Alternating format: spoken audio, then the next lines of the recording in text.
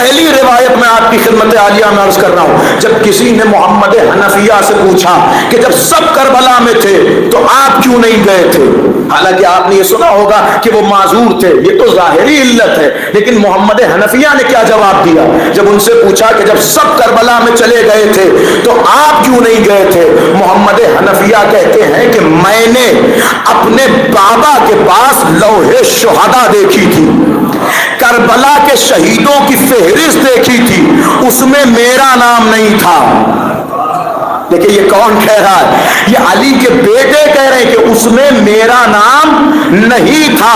یہ روایت ہے، سریعاً روایت ہے، محمد حنفیہ نے کہا اس میں میرا نام نہیں تھا۔ یہ روایت کیا بتانا چاہتی ہے؟ یعنی ہر کسی سے یہ نہ پوچھو کہ وہ کربلا میں کیوں نہیں تھا، جس کا نام لکھا تھا وہ 10 محرم کو آتا نظر آیا۔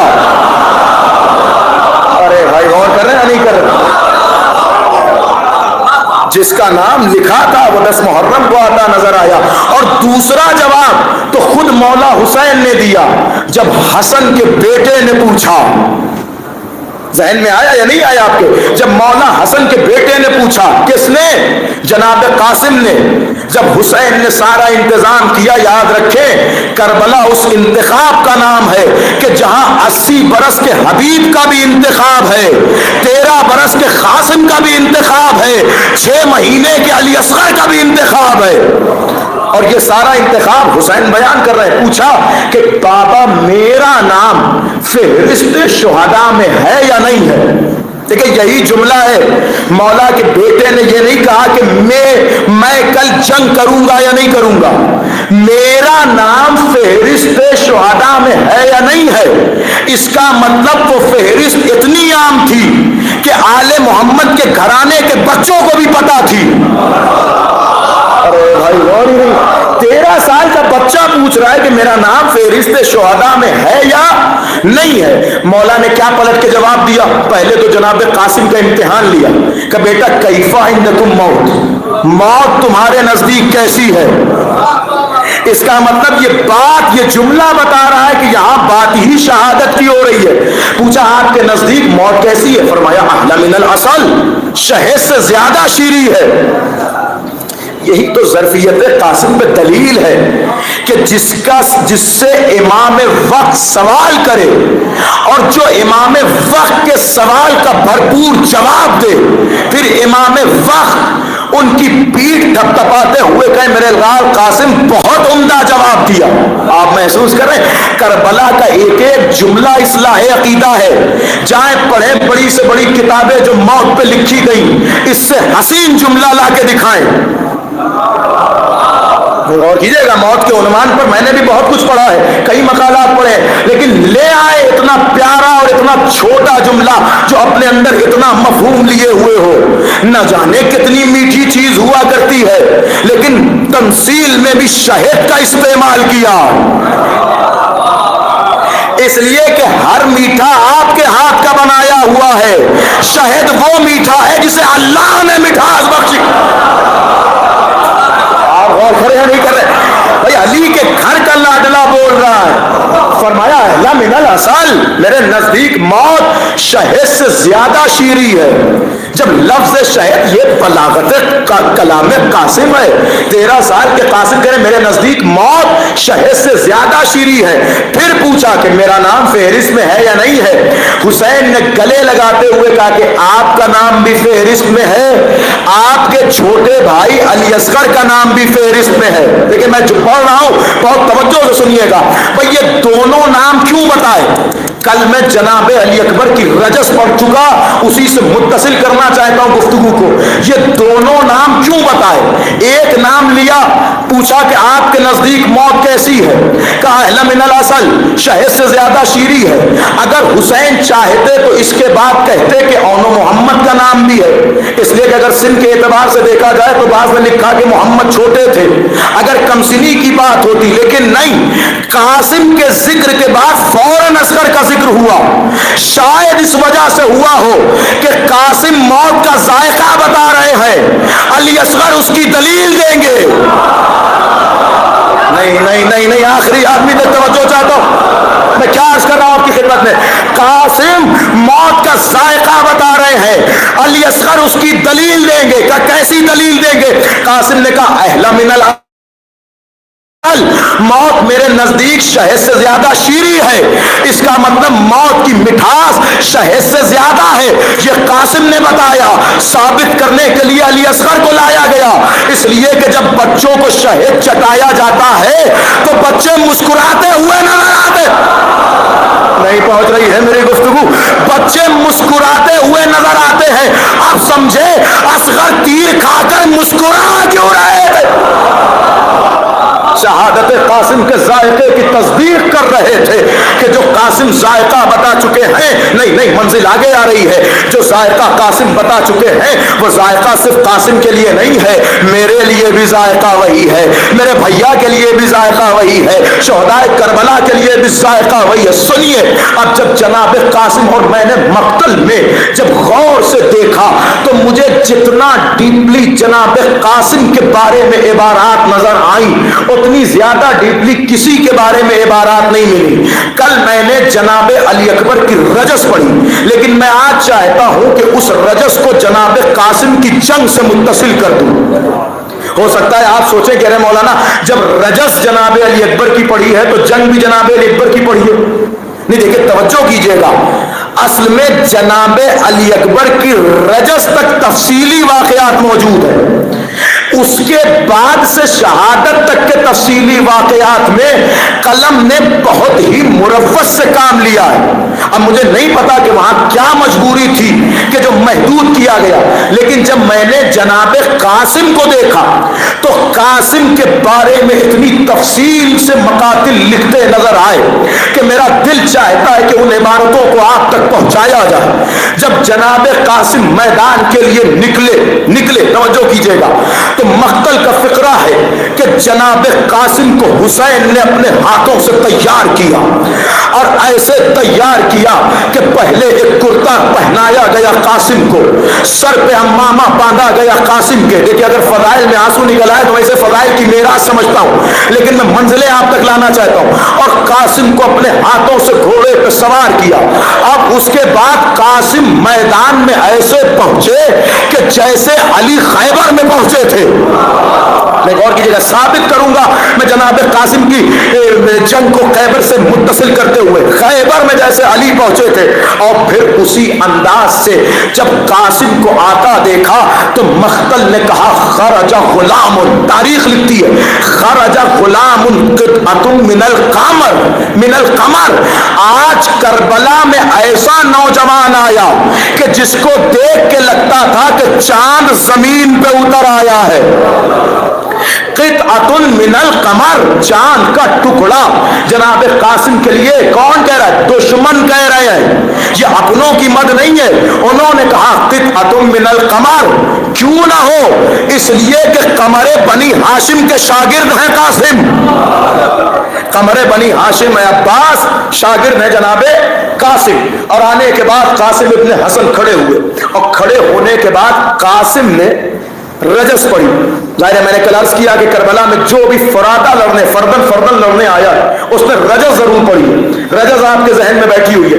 لیکن جب میں نے غور کیا جناب قاسم کی رجس پر تو میں نے بے عین ہی دو مصرے وہی پائے جو جناب علی اکبر کی رجس میں تھے، اور دو مصرے جناب قاسم کے اپنے تھے، یعنی اپنا تعارف، اپنے والد کا تعارف، اپنے دادا کا تعارف، اور دو مصرے وہی تھے جو جناب علی اکبر کی رجس میں تھے۔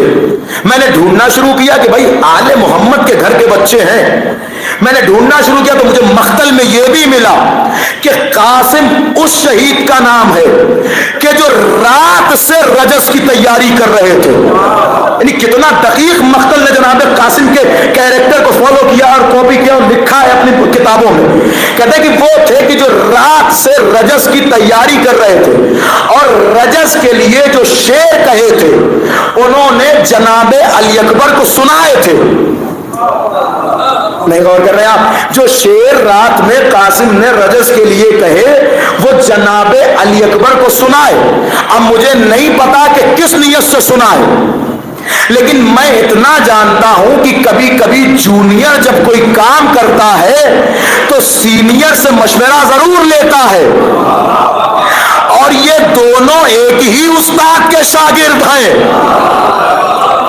अब जब मैंने दोनों रजस के मिसरों को मिलाया तो मुझे वही बात जनाब अली अकबर के यहाँ भी नजर आई, वही जुमला जनाब कासिम की रजस में भी नजर आए। तो मेरा दिल दो बातों में से एक बात मानने को करता है कि या तो कासिम के कलाम पे अकबर की इस्लाह है, और करें मैं शोर से तवज्जो चाहता हूं, या तो कासिम के कलाम पे अकबर की इस्लाह है, या तो अकबर और कासिम दोनों के कलाम पे अब्बास की इस्लाह मौजूद। आप गौर कर रहे हैं? इसलिए कि दोनों की रजस के अशआर का मिलना, और उसके बाद रजस पढ़ने के बाद पहला जुमला कहा या हो मकद्दाई, ऐ नजासत की पहाड़ी पर उगने वाले बेअक्ल पत्थरों। तवज्जो कीजिएगा, या हो मकद्दाई, जाके इब्न दई से दाई बना है, तर्जुमा देख लीजिएगा, ऐ नजासत की पहाड़ियों पर उगने वाले पत्थरों। अब उसके बाद दकीक ये लिखा गया कि जैसे ही कासिम ने यह जुमला कहा, सामने उमर साहब का पूरा लश्कर खड़ा था।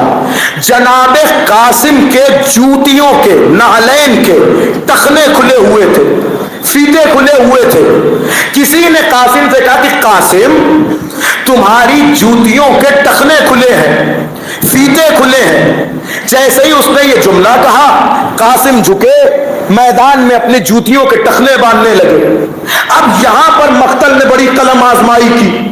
कुछ लोगों ने निहायत मजलूमियत दिखाते हुए लिखना चाहा कि यह बच्चा तो इतना मजलूम था कि जिस बेचारे को आदाब जंग भी नहीं पता थे। जंग में ये हरबे किसी को कत्ल करने के लिए इस्तेमाल किए जाते हैं। जंग में अगर कोई आदाब जंग से वाकिफ होता है तो वो कभी अपनी नजर इधर उधर नहीं करता, भले ही जूते के टखने क्यों न खुले हुए हों। वो कभी इन सब बातों पर तवज्जो नहीं करता कि कहीं पीछे से कोई हमला न कर दे। ये बच्चा इतना नादान था कि जैसे ही इसने किसी ने इसको जूते की तरफ मुतवज्जे कराया, बच्चा नालैन के फीतों को बांधने लगा। मैंने कहा ये आपकी फिक्र है, ये आपकी फिक्र है, ये बच्चा आम बच्चा नहीं, अब्बास का शागिर्द है। और मैं ये मान ही नहीं सकता कि अब्बास के शागिर्द को फनूने जंग ना पता हो। नहीं गौर कर रहे? अब्बास इब्ने अली के शागिर्द को फनूने जंग ना पता हो तो फिर ये क्या कर रहे थे? कहा ये अपना इत्मीनान दिखा रहे थे। अरे भाई गौरी नहीं, एक जुमला और आ रहा है, आखिरी आदमी तक तवज्जो चाहता हूं। कासिम अपना इत्मीनान दिखा रहे थे कि इन जंगलियों के दरमियान भी मैं इतने इत्मीनान से अपना जूता बांध रहा हूं, अपनी नालैन का फीता बांध रहा हूं। अगर तुम में हिम्मत है तो आओ कासिम के करीब। नहीं, जुमला मुकम्मल करूं भाई। जब अली के शेर हाथों में जूतियां लेते हैं तो अंदाज अली वाला होता है। नहीं, ये भी तारीख का जुमला था। फिर जुमला मुकम्मल कर रहा हूं। शायद कासिम अपनी जूतियों को उन्हें दिखाना चाहते हो और 9 लाख के लश्कर को समझाना चाहते हो कि तुम्हारा लश्कर मेरी जूती के बराबर भी। सलामत रहे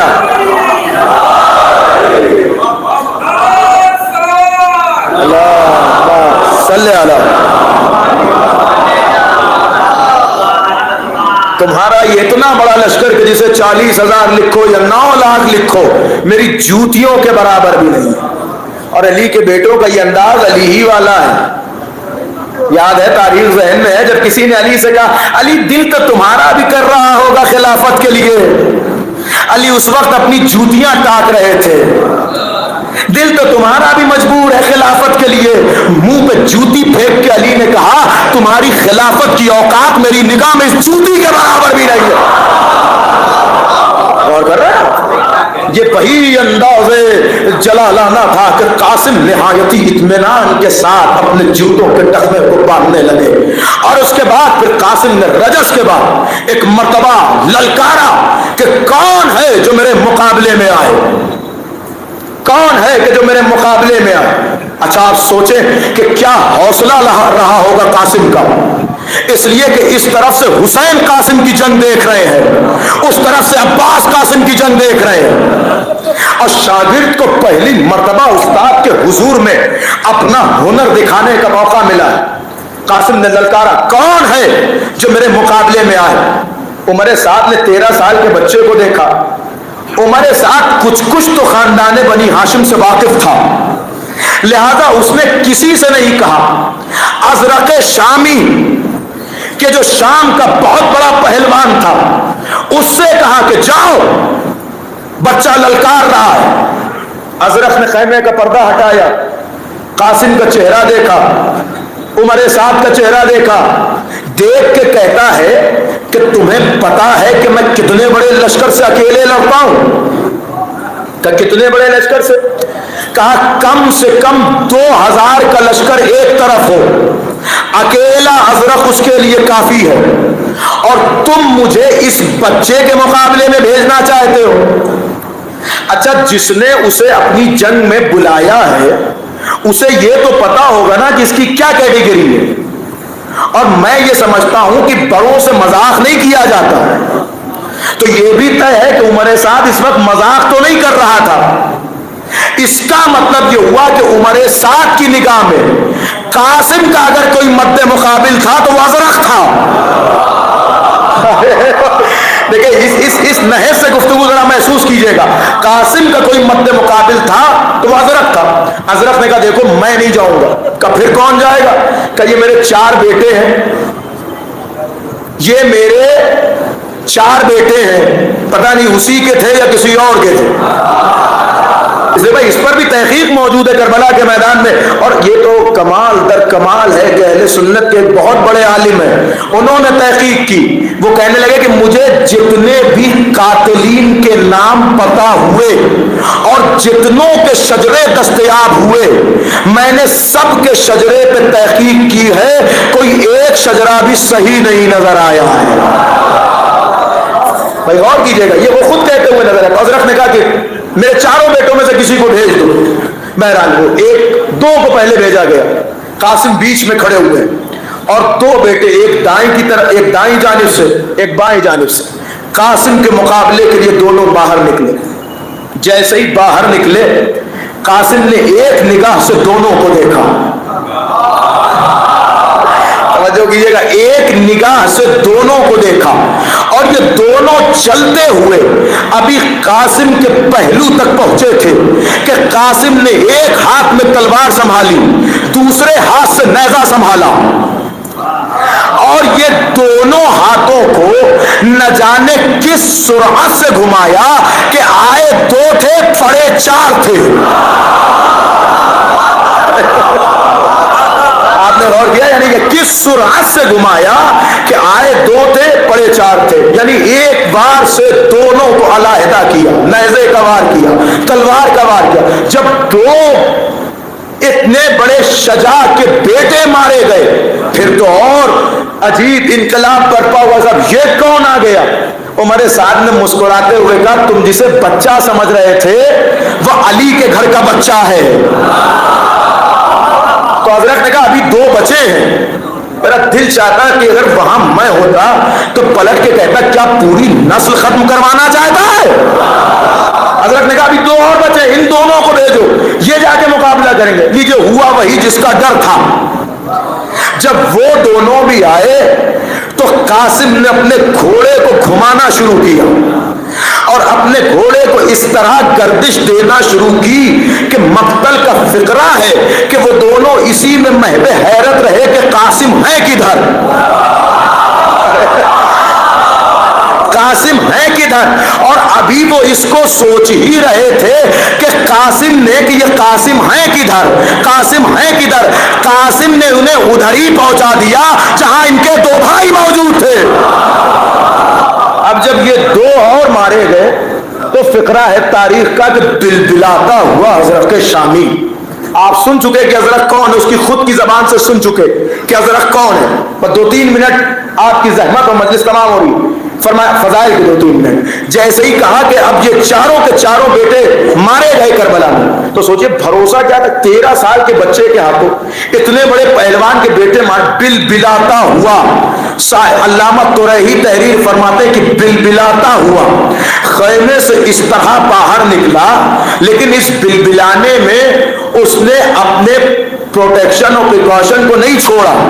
وہ لکھتے ہیں علامہ ترہی کہ پہلے اپنے خول اٹھائے، اپنی زراہیں اٹھائیں، اپنے تلوار و نیزے اٹھائے اور اپنے کو لوہے سے اس طرح ڈھکا کہ جیسے کوئی پتھر کا پہاڑ آ رہا ہو۔ لیکن میں جملہ کہنا چاہتا ہوں، اگر یہ جملے تک آپ پہنچ جائیں، علامہ ترہی لکھتے ہیں کہ ازرق شامی یوں ہی میدان میں نہیں آیا، ایسے اپنے کو لوہے سے ڈھک کے آیا، وہ خول پہن کے، وہ خرق پہن کے، وہ زرہ پہن کے، کہ جیسے پتھر کا پہاڑ آ رہا ہو۔ میں کہوں گا ہاں ٹھیک ہے، پتھر کا پہاڑ بن کے آ جا، انہیں پرانا تجربہ ہے کہ پتھر پہ علم کیسے گاڑتے ہیں۔ ارے بھائی کیا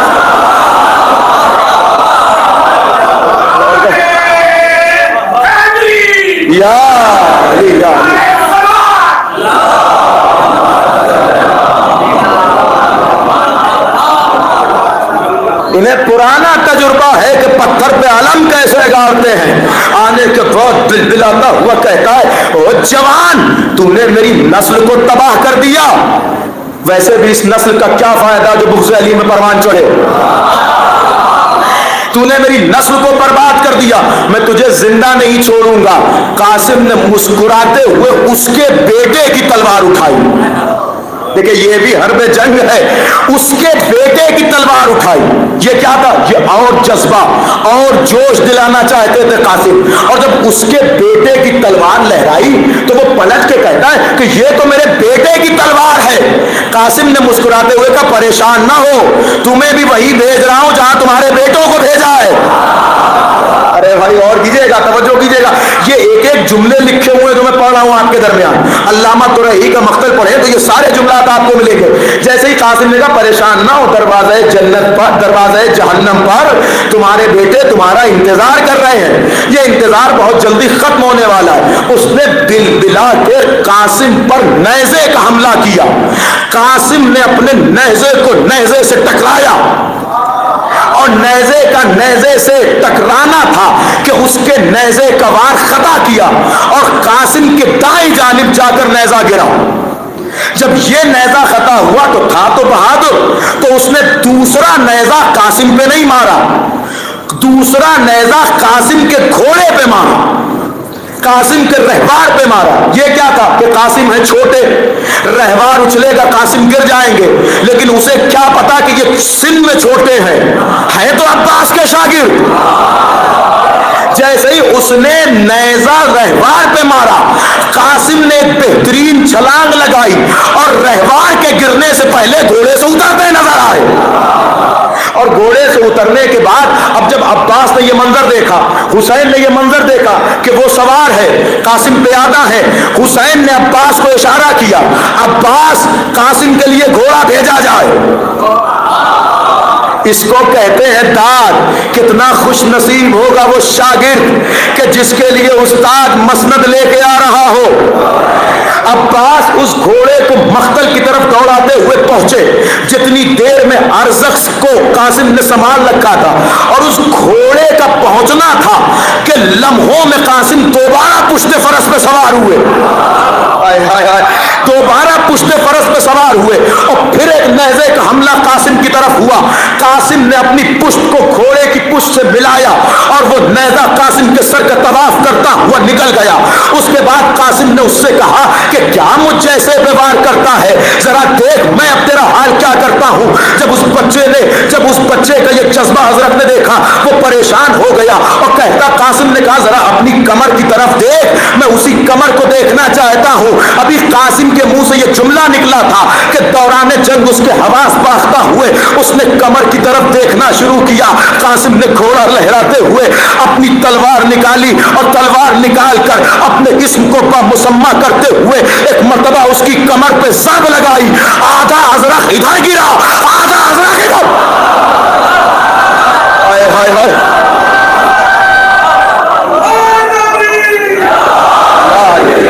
نہیں خلاصہ نچوڑ جنگ کا پیش کرنے جا رہا ہوں۔ آدھا ازرق ادھر گرا، آدھا ازرق ادھر گرا۔ اب جب ازرق अजरख के चारों बेटे मारे गए, अजरख जैसा शामी पहलवान मारा गया, फौज का दिल दहलने लगा, कपकपाहट तारी हो गई, लोगों को खैबर और सिफ़ीन याद आने लगा, उहद के भगौड़ों की तरह लोग भागने लगे, सिफ़ीन के मरकत की तरह लोग देखने लगे, हर तरफ शोर होने लगा, अली का लाल आ गया, अली का शेर आ गया, अली का खून आ गया, अजरख मारा गया। अजरख शामी का गिरना था कि हुसैन के पोते, हुसैन के भतीजे ने, अली के पोते ने, कासिम के बेटे ने रहवार को सफ़े आदा के दरमियान रखा और सफ़े आदा के दरमियान रहवार को घुमाना शुरू किया।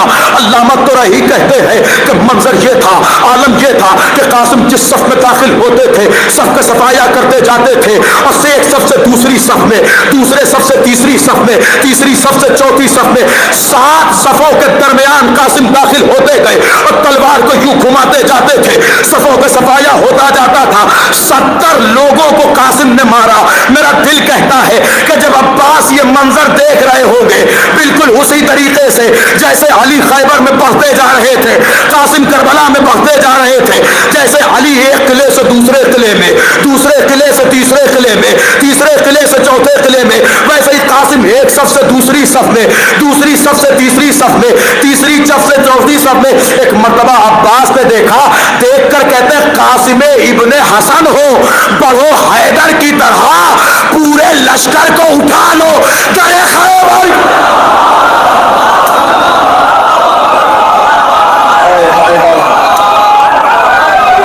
या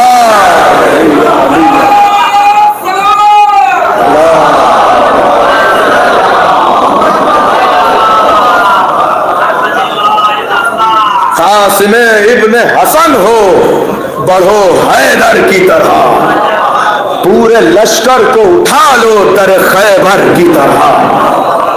यह है वो मंजर कासिम। फिर मुझे कसीम अमरोहबी साहब भी याद आ रहे हैं, और इस जमीन पे उनका शेर न पढ़ा जाए तो फिर किसका पढ़ा जाए। वो खुद कहते हुए नजर आए कि नूर पाबंद सिनो साल नहीं हो सकता। अब आप संभालिए अपनी जमीन का शेर, नूर पाबंद सिनो साल नहीं हो सकता, जिक्र कासिम कभी पामाल नहीं हो सकता। तुम क्या समझते हो, जिसमें कासिम को पामाल करके समझते हो जिक्र कासिम पामाल हो जाएगा। जिक्र कासिम कभी पामाल नहीं हो सकता, नूर पाबंद सिनो साल नहीं हो सकता, जिक्र कासिम कभी पामाल नहीं हो सकता। होगा कोई जो तारीख के दामन से जिक्र कासिम को निकाल कर लोगों के दरमियान पढ़ेगा और बताएगा कि ले आए जमाना ऐसे जज्बे का जवाब जो करबला के 13 साल के बच्चों में नजर आया। ले आए जमाना ऐसे जज्बे का जवाब जो करबला के नन्हे नन्हे बच्चों में नजर आया। और ये जज्बे उनके वालिदैन की तरबियत का नतीजा है। कासिम की जंग बता रही है कि हसन कैसे शेर थे। कासिम ने अपने वालिद के ऊपर लगे हुए इल्जाम का जवाब दिया है कि तारीख कभी जबान दराजी न कर सके और हसन की शान में गुस्ताखी न कर सके। नहीं, जो मिजाज हसन है वही मिजाज हुसैन है। हसन ने सुल्ह की तैयारियों, हसन ने करबला की तैयारियों के लिए और वहां के शुहदा की हिफाजत के लिए सुल्ह की, और उस सुल्ह का नतीजा था जो इतनी बड़ी तादाद करबला में नजर आई। और करबला इसी अकीदे की इस्लाह करना चाहती है कि इमाम को इमाम के वज़न पे माना जाए, अपने दिलो तबीयत से न माना जाए। लेकिन अरबाब अज़ा आपने महसूस किया इतनी आली शान जंग करने के बाद जब मकाम सब्र आया तो वो बच्चा कितनी देर लाता, कितनी देर जंग करता, वो चांद जैसा चेहरा कितनी देर गर्दिश आदा में तुलू रहता। कभी न कभी तो जुल्मत का बादल छा। मख्तल का फिक्रा है कि 3 दिन का भूखा भी है बच्चा, 3 दिन का प्यासा भी है बच्चा। आलम ये हुआ कि जंग करने के बाद एक वक्त वो भी आया कि जब आवाज दी चचा अस्सलाम अलैका मिन्नस्सलाम, चचा मेरा सलाम आखिर कबूल कीजिए, अस्सलाम अलैकी या उम्मा, اے چچا میرا سلام ہو آپ پر، یا اماں علیکم من السلام، اے اماں میرا سلام ہو آپ پر، میں نے جو وعدہ کیا تھا وہ وفا کیا۔ ابھی حسین کے لیے یہ جملہ ادا ہوا تھا۔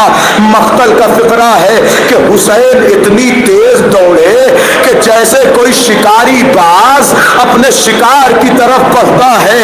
ارباب ازاں ابھی جب حسین نے قاسم کو دیکھا، قاسم زمین کربلا پہ تھے، ایک ملعون قاسم کے سینے پہ سوار تھا، ہاتھوں میں قاسم کی ننھی ننھی زلفیں تھی اور زندہ قاسم آواز دے رہے تھے۔ قاسم کے سر و تن پہ خنجر روا کرنا چاہتا تھا۔ حسین نے اپنی عقابانہ نظروں سے دیکھا، اپنی تلوار سے وہی سے کھینچ کے وار کیا۔ اس تلوار کا اس فنار کو لگنا تھا کہ وہ دشمن فنار ہوا، ارے اس حملے کا ہونا تھا۔ ادھر کے گھوڑے ادھر، ادھر کے گھوڑے ادھر، قاسم پامال ہونے لگے۔ آواز دی، اے چچا میری مدد کو آئے، قاسم پامال، اجرکم اللہ، اجرکم اللہ۔